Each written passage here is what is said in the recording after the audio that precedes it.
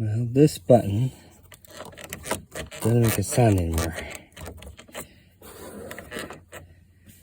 So I'm thinking my gas cap is not working.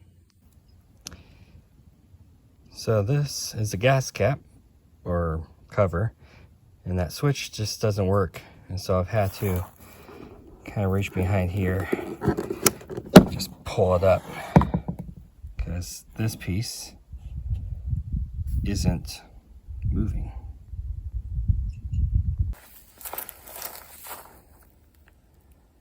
I'm going to try to pull this guy out so I can shove that in and not have to pull on it, because I'm worried I'm going to break the door.